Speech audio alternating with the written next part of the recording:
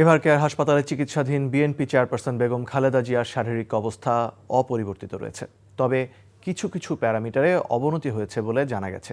সামগ্রিকভাবে তার অবস্থা স্থিতিশীল নয়। এমন অবস্থায় বিদেশে নেওয়া সম্ভব নয়।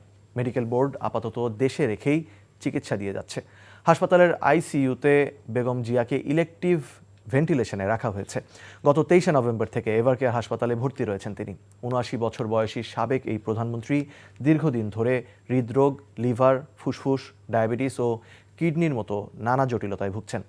দেশি বিদেশি প্রায় ৩০ জন বিশেষজ্ঞ চিকিৎসকের সমন্বয়ে গঠিত মেডিকেল বোর্ড প্রতিদিন বৈঠক করে চিকিৎসা পদ্ধতিতে প্রয়োজনীয় পরিবর্তন আনছে।